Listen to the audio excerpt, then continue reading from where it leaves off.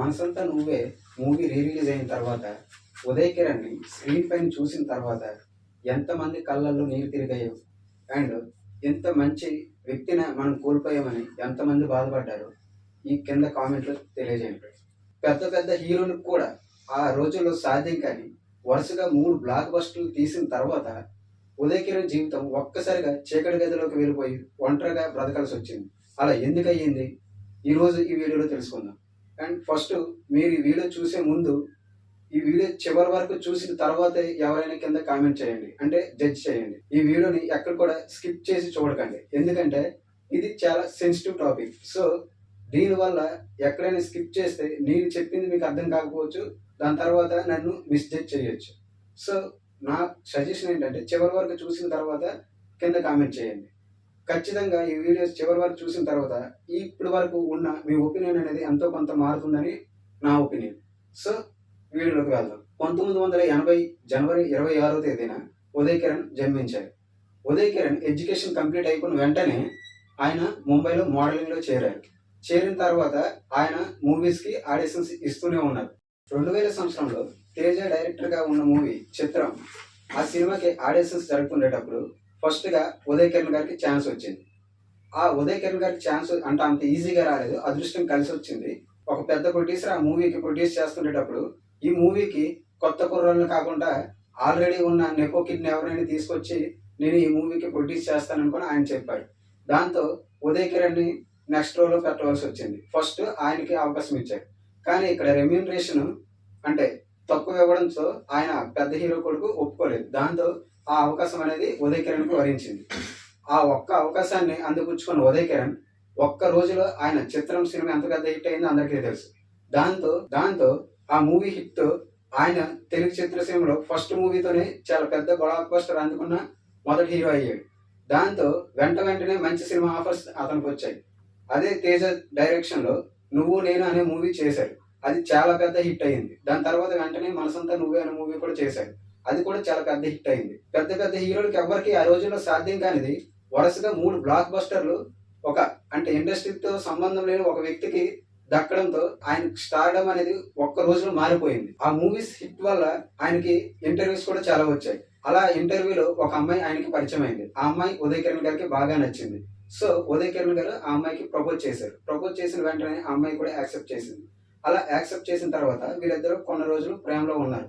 Sudden గా ఆ అమ్మాయి ఉదయ్ కిరణ్ ని రిజెక్ట్ చేసింది. ఉదయ్ కిరణ్ ని రిజెక్ట్ చేసిన తర్వాత ఉదయ్ కిరణ్ ఆ రిజెక్షన్ ని తీసుకోలేకపోయారు. అంటే అప్పుడు వయసులో చాలా చిన్నవారు, 22 సంవత్సరాలుగా ఆయన ప్రేమలో పడ్డారు. అప్పుడే బ్రేకప్ అయిపోయింది. ఆ బ్రేకప్ అనేది ఉదయ్ కిరణ్ లైఫ్ లో ఫస్ట్ బ్రేక్. ఈ విషయాన్ని ఒక ఇంటర్వ్యూలో ఉదయ్ కిరణ్ వాళ్ళ సిస్టరే చెప్పారు. సో ఆయనకి ఆ బ్రేకప్ టైంలో కొండంత ధైర్యాన్ని ఇచ్చింది కూడా మన మెగాస్టార్ చిరంజీవి గారే. ఉదయ్ కిరణ్ అంటే ఆయనకి ఎంతో కొంత సాఫ్ట్ కార్నర్ ఉండేది. ఎందుకంటే ఆయన ఒక స్టేజ్ పైన ఉదయ్ కిరణ్ గారు నేను ఈ రోజు ఈ మూవీస్ లోకి రావడానికి మెయిన్ గా కారణం ఎవరంటే మెగాస్టార్ చిరంజీవి గారు అనుకుని అక్కడ చెప్పారు. ఆయన్ని చూస్తూనే నేను పెరిగాను, ఆయన్ని చూస్తూనే ఈ మూవీస్ లోకి రావాలనుకుని ఆయన నా ఇన్స్పిరేషన్ అనుకుని చెప్పడంతో చిరంజీవి గారు కూడా పొంగిపోయారు. సో ఈయన కష్టాల్లో ఉండేటప్పుడు ఉదయ్ కిరణ్ కి చిరంజీవి గారే ధైర్యం ఇచ్చి నువ్వు ఇప్పుడు ఉన్న అంటే ఆయన ఉన్న స్థితిని ఆయన గుర్తు చేస్తూ నీ జీవితాన్ని నాశనం చేసుకోవద్దు, నీకు మంచి భవిష్యత్తు ఉంటుంది, ఇది చిన్న అంటే లైఫ్ లో ఒక చిన్న కష్టం మాత్రమే అనుకుని ఆయనకు చెప్పేసి ఆయనకి ఎంత ధైర్యాన్ని ఇచ్చేసి అంటే ఈ విషయం కూడా ఉదయ్ కిరణ్ వాళ్ళ సిస్టరే చెప్పారు. అంటే చిరంజీవి ఉదయ్ కిరణ్ కి ఒక గాడ్ ఫాదర్ లాగా అనుకోని. ఇలా ఉండగా 2003 సంవత్సరంలో చిరంజీవి గారి కూతురైన సుస్మిత గారు ఉదయ్ కిరణ్ తో ప్రేమలో పడతారు. ఆ విషయాన్ని చిరంజీవి గారితో చెప్తారు. చెప్పిన వెంటనే చిరంజీవి గారు అంటే ఉదయ్ కిరణ్ దగ్గరికి వెళ్ళేసి తన యొక్క కూతురి యొక్క ప్రపోజల్ ని తన ముందు పెడతారు. ఎవరి వల్ల అయితే ఇండస్ట్రీలోకి ఆయన రావాలని అనుకున్నారో ఆయనే స్వయంగా వచ్చేసి నా కూతురిని పెళ్లి చేసుకుంటావా అనేసరికి ఉదయ్ కిరణ్ కి ఒక్కసారిగా ఆనందానికి అవదలేదు. ఉదయ్ కిరణ్ వెంటనే ఆ పెళ్లికి ఓకే చేస్తారు. చేసిన తర్వాత అంటే కొన్ని రోజుల తర్వాత ఒక్కసారిగా సినీ ఇండస్ట్రీలో ఆయనకి ఇప్పటి వరకు ఉదయ్ కిరణ్ స్టార్డమ్ ఒకలాగా, ఇప్పుడు ఉదయ్ కిరణ్ చిరంజీవి అల్లుడు కాబోతున్నారని తెలిసిన తర్వాత ఆయనకి మూవీ అవకాశాలు చాలా గట్టిగానే వచ్చాయి. దాంతో ఒక్కసారిగా ఉదయ్ కిరణ్ ఇప్పుడున్న క్రేజ్ కన్నా డబుల్ అయ్యింది. ఈ సుస్మితతో పెళ్లి చిరంజీవి వాళ్ళ ఫ్యామిలీలో కూడా చాలా మందికి నచ్చలేదు. ఎందుకంటే అదే టైంలో ఉదయ్ కిరణ్ కి ఆ చిరంజీవి ఫ్యామిలీస్ లో అంటే మెగా ఫ్యామిలీలో కొందరు హీరోల కన్నా ఎక్కువ క్రేజ్ అనేది ఉదయ్ కిరణ్ కి ఆ టైంలో ఉంది. ఇది నమ్మడానికి మీకు నమ్మశక్యం కాకపోయినా సరే ఇది నిజం. ఇప్పుడున్న పెద్ద పెద్ద హీరోలకి లేని క్రేజ్ ఆ టైంలో మెగా ఫ్యామిలీతో ఉన్న హీరోలకి సమానంగా కాదు, ఒక మెట్టు ఎక్కువగా ఉదయ్ కిరణ్ గారికి ఆ క్రేజ్ ఉండేది. దాంతో ఆ పెళ్లి వాళ్ళకి కూడా నచ్చలేదు. అయినా సరే చిరంజీవి గారు పెద్ద మనసు చేసుకుని ఆ పెళ్లిని అంటే నిశ్చితార్థం వరకు తీసుకెళ్లారు. ఇది ఇలా ఉండగా సుస్మిత గారికి ఉదయ్ కిరణ్ గారికి పడలేదు. ఐ మీన్ ఉదయ్ కిరణ్ గారు సాధారణ మధ్యతరగతి కుటుంబం దగ్గర నుండి వచ్చినవారు. అండ్ సుస్మిత గారు చిరంజీవి అంటే పెద్ద స్టార్ హీరో యొక్క ఫ్యామిలీ దగ్గర నుండి వచ్చినారు. సో వీళ్ళిద్దరి మధ్యన అంటే ఈ రెండు ఫ్యామిలీస్ మధ్యన సాంప్రదాయాలకి అంటే బ్యాలెన్స్ అవ్వలేదు. సో దీనివల్ల ఉదయ్ కిరణ్ గారు ముందుగానే అంటే పెళ్లి వరకు తీసుకుని వెళ్ళకుండా ఇది బ్యాలెన్స్ అవ్వట్లేదు కాబట్టి చిరంజీవి దగ్గరికి వెళ్ళి, సార్ మనం ఈ మ్యారేజ్ని క్యాన్సిల్ చేసేద్దాం అనుకుని చెప్పారు. అలా చెప్పిన తర్వాత చిరంజీవి గారు చాలా కన్విన్స్ చేశారు ఉదయ్ గారిని. అయినా సరే ఉదయ్ కిరణ్ గారు తను ఏ నిర్ణయం అయితే తీసుకున్నారో ఆ నిర్ణయం పైన ఆయన స్టాండ్ అయ్యారు. దాంతో పెళ్లి అనేది క్యాన్సిల్ అయిపోయింది. అక్కడితో ఉదయ్ కిరణ్కి చిరంజీవి అల్లుడిగా ఉన్న అవకాశాలు వచ్చినవన్నీ తిరిగి వెళ్ళిపోయాయి. దాంతో ఉదయ్ కిరణ్కి అంటే ముందుగానే తెలుసు ఈ పెళ్లి ఎప్పుడైతే క్యాన్సిల్ అవుతుందో ఆ టైంలో ఆయనకు వచ్చిన అవకాశాలన్నీ పోతాయని, ప్రొడ్యూసర్స్ ఇచ్చిన అడ్వాన్స్ తిరిగి ఇవ్వాల్సి వస్తుందని అవన్నీ తెలుసు. అయినా సరే ఇప్పటి వరకు నాకంటే ఈ స్టార్డమ్ వచ్చింది నా సొంత టాలెంట్తోనే తప్ప ముందు చిరంజీవి గారు ఉన్నారనుకుని నాకు ఎవరు అవకాశాలు ఇవ్వలేదు. సో నేను మళ్ళీ నా టాలెంట్ని నమ్ముకొని నేను ముందుకు వెళ్తానని ఆయన చాలా ధైర్యంగా ఆ టైంలో ఉన్నారు. సో దానివల్లే ప్రొడ్యూసర్స్ ఇచ్చిన ఆ అడ్వాన్స్ కూడా మొత్తం తిరిగి ఇచ్చేశారు. ఎప్పుడైతే చిరంజీవి గారి కూతురుతో ఆ మ్యారేజ్ అనేది క్యాన్సిల్ చేసుకున్నారో ఆ సమయంలో మనకి మురళీమోహన్ గారు కూడా ఒక ఇంటర్వ్యూలో ఒకటి చెప్తారు, అతడు మూవీ కూడా ఉదయ్ కిరణ్ గారే చేయాల్సింది, కానీ అంటే ఈ మ్యారేజ్ ఇష్యూస్ వల్ల కొన్ని కారణాల వల్ల ఆయన ఆ మూవీ చేయలేకపోయారని కూడా చెప్తారు. సో మనకి ఎక్కడే తెలిసింది ఉదయ్ కిరణ్ గారికి అంటే ఆ మ్యారేజ్ తర్వాత కావాలని మూవీస్ ఆఫర్స్ పోయాయి. అప్పటి వరకు ఉదయ్ కిరణ్ గారికి లవర్ బాయ్ ఇమేజ్ ఉంది. ఆ లవర్ బాయ్ ఇమేజ్ ని కొంచెం మాస్ ఇమేజ్ గా మార్చుకోవాలనుకున్నారు. సో దాంతో మాస్ సినిమాలు కూడా ఆయన ట్రై చేశారు. అంతేకాకుండా ఆయన తమిళంలో కూడా కొన్ని మూవీస్ చేశారు. అక్కడ తమిళంలో తీసిన మూవీస్ ఫ్లాప్ అవ్వడం, ఇక్కడ మూవీస్ ఫ్లాప్ అవ్వడం ఆయనకి చాలా అంటే చాలా దిగ్భ్రాంతిని గురి చేసింది. అదే టైంలో ఆయన అంటే ఇంత శోక సందర్భంలో ఉండేటప్పుడు ఆయన మదర్ చనిపోయారు. అంటే ఎప్పుడైతే ఉదయ్ కిరణ్ మదర్ చనిపోయారో దాని తర్వాత ఉదయ్ కిరణ్ గారు ఇంకా దుఃఖంలో మునిగిపోయారు. అదే టైంలో ఉదయ్ కిరణ్ వాళ్ళ నాన్నగారు కూడా వేరే అమ్మాయిని చూసుకొని వెళ్ళిపోయారు.